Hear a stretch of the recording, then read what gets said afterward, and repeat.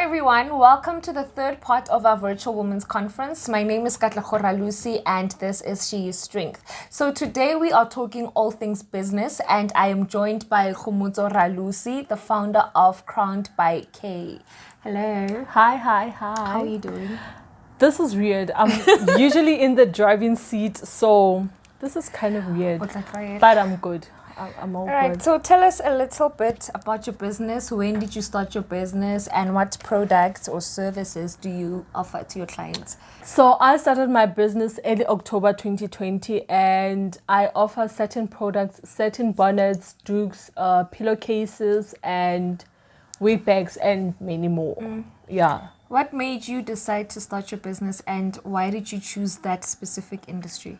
I think the main reason why I started my business was unemployment. Last year was a really bad year for most of us. I needed an income. So I was thinking, okay, what can I do to generate an income? And that is when I decided, okay, let me start a business. Then it went on to like, what kind of business am I gonna get into? And most people know that I love hair. I used to have a huge afro and certain products used to like help me grow my hair, help me grow my crown. And that is how I went into providing products made of satin. I started with certain bonnets and dukes, and in time I evolved. So now I want us to give advice to young women who are still new in the business industry. Okay. Like what tools or platforms would you suggest that they use to market their businesses and to give themselves exposure? I could say social media. Social media is like the biggest and most modern platform that we could use to market ourselves, to market our businesses. So social media and word of mouth. If one person is satisfied with your product, he or she goes on to the next person to tell her about that product. So social media and word of mouth. So we know that in the business industry, there's always somebody doing the same thing that you're doing. And probably doing it even better. So how does one make sure that they keep up and that they keep their customers coming back? Because a customer can be like, hey, so I'll just go to mama. That person. So, there is always a person who's gonna go to you. You know, they can, like, the industry is never too crowded for us. Even if there are many people doing the same thing as you, there's always those customers that are gonna go back to you. So whether you want to go into catering or DJing or whatever, go into that industry because people are going to connect to you and not the other person. Yeah, that's just how it is. Everything is crowded. It's 2021. Everything has been done. Everything has been done. So you're not going to be saying, oh, I don't have space there. There's always space for you. And there's always that customer that's going to want your service. And also just to add on, I was reading a book, Naya DJ's book, Billionaires in the Making. Billionaires Under Construction. Billionaires Under Construction. And he was talking about how once you are in the industry, you shouldn't relax. Like, keep perfecting your craft so that people can come back. Like with me in the nail industry, for example, there's always new designs coming up. So you need to keep up. And he was talking about how in order for you to be considered an expert in your industry, you first have to invest 10,000 hours in your industry. So if also investor 10,000 hours in perfecting your craft, you can't consider yourself an expert. So keep perfecting your craft. To add on to that, I could say that if I was like chilled when I got into the industry and I became chilled, I would have still been selling just bonnets and dukes because that's what I started with. But after seeing, okay, like I have people who are interested in what I'm selling. Certain pillowcases came along, wig bags came along, and so that's just how it is. Invest, keep evolving. Okay, so now I want us to move on to customers. Yeah. We know that keeping customers satisfied can be very tricky sometimes because other people are just unreasonable. Yes. So how do you deal with unreasonable clients, and where do you draw the line to say like, no, this is wrong and I'm not going to be part of this? This took a while for me to actually get a hang of. Like, people can be difficult. Yeah. Like, once they have paid, they want their products like now. So at first, someone would tell me, okay, I want a bonnet. And I'd say, okay, you can fetch it in the afternoon. And that became a problem, because what if 2-3 people want bonnets? Are they all going to fetch them in the afternoon? So no, I'm like, no, guys, let's be reasonable. I know you invested your money in the products that I'm selling, but I'm not going to run away with your money. I'm not going to run away with your money. Understand? So, but babata product and they want them now. So you just have to, people. I feel like also you need to have a certain way that you do your thing, and like, this is how I work. So if you place an order today, you get your product after a certain number of days. Yeah, that's just how I do it. Just because opa dates, you know? Usually after they place their order, I tell them, okay, you're going to get your product tomorrow or the day after. That's just how it is. And people, I use Pexi to courier my products. One person asked, am I going to get it in a day or two? I'm like, Pexi takes 7 to 9 working days. Understand?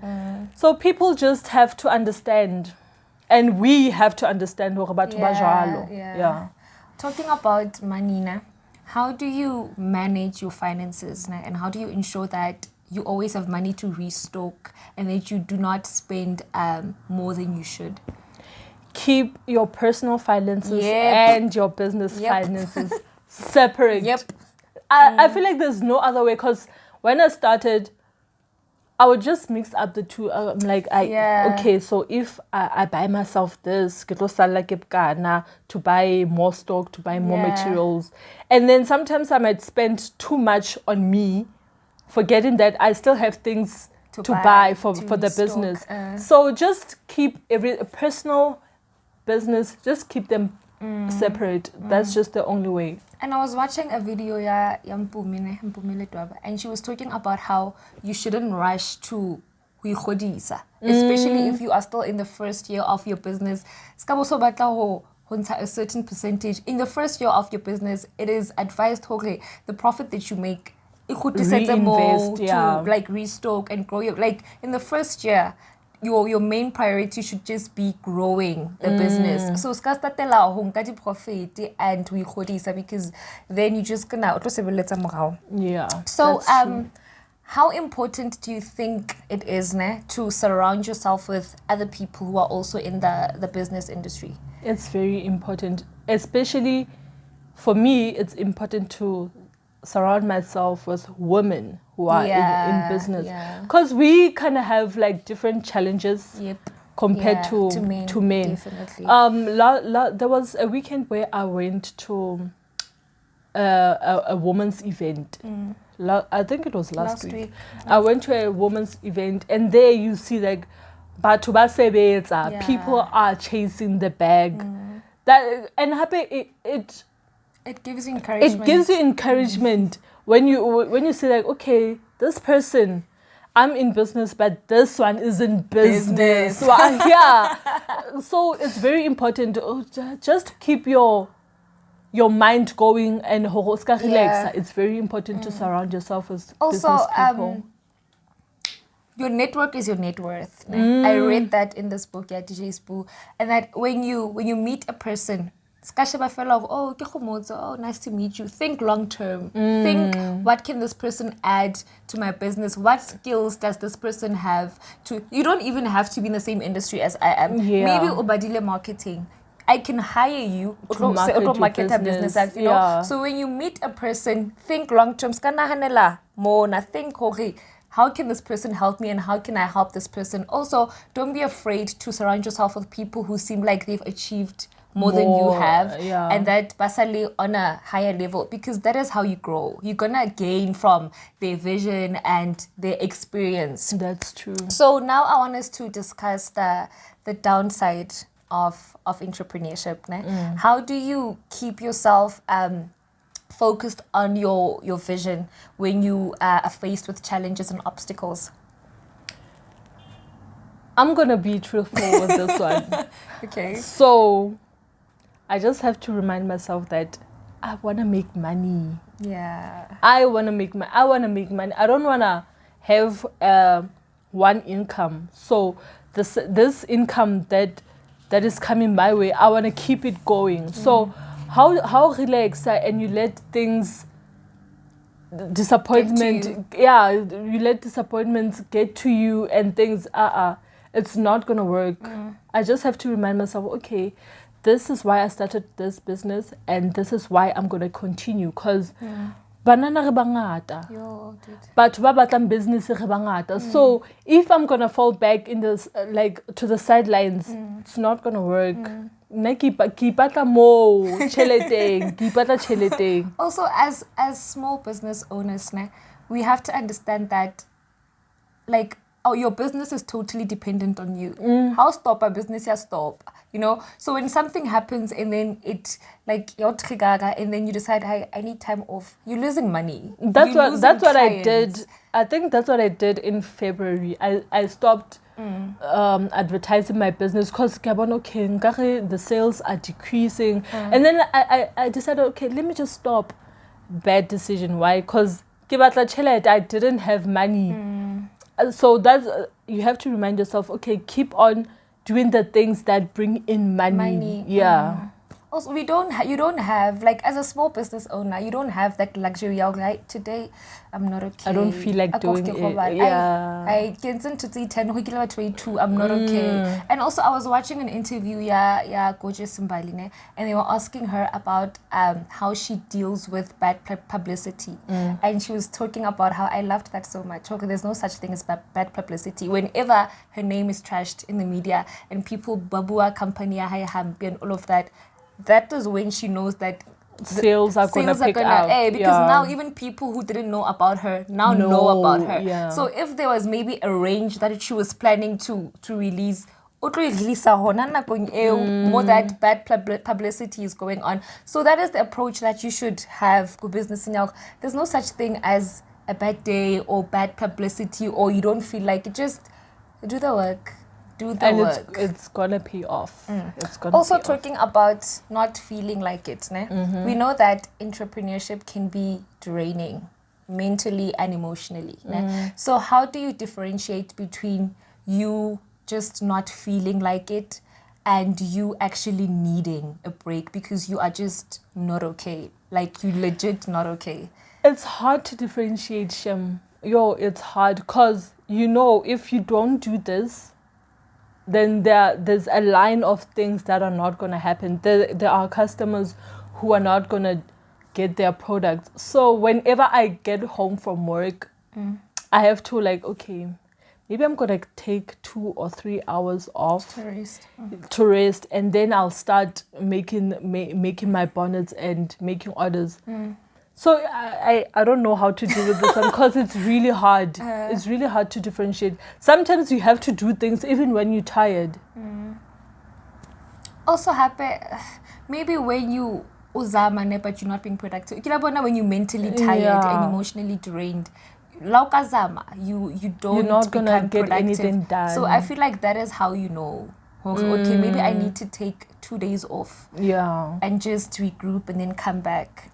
Okay, so final advice, I want you to talk to a young girl out there who is sitting with a business idea but feels like because she does not have the means to start. She feels like maybe Chalte has to be enough, or my products has to be enough, or stuff like that. What advice would you give to such a person? Start. Before I started my business, I was also contemplating, okay, I do not have enough funds, I do not have this and this and this, but I'd have 200 in hand. I'm like, it's not gonna be enough. But if I had purchased something towards building my business, I wouldn't have needed, maybe if I needed 1,000 rand to start my business and I only had 200, I wouldn't have needed 1,000 anymore. I would have needed 800. So start your business with whatever amount you have. You do not have to buy all the things you need all at once. Start slowly. Start building your business. We do not all have a head start when it comes to business. So whichever amount you have, start with it. The most important thing is just to start.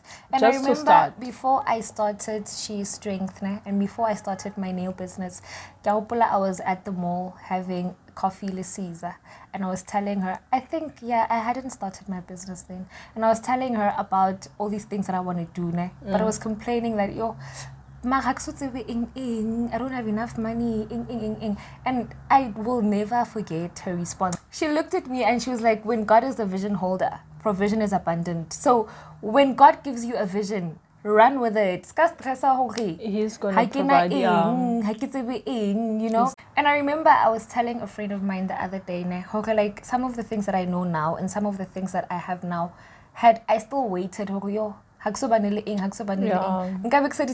so that just goes to show that you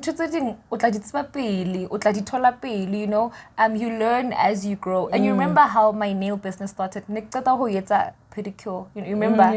And then you were like, post it, like shoot it, and we post, and I was like, no, I feel like so I'm not ready to put myself out there. And you kept like telling me, and once I did that, people actually texted and wanted me to come do their nails. And Kilaita in the first month. So that just goes to show Sky Emela stock is Sky Emela, like just start and you took that into you know. So final advice, are you done? Final start. Alright guys, that's all for today. Thank you so much for tuning in. I hope this was constructive for you guys, and I hope that you guys will take pointers from these videos and implement them in your businesses. And always remember guys, just when God gives you a vision, just run with it and He will provide, because He's the one who gave you this vision. So He surely has to provide. He will provide, but only if you do your part. When God sees that He can trust you with little, He will definitely bless you with much. So just go out there and start. I will see you guys next week, and we'll be discussing maintaining valuable friendships. Bye.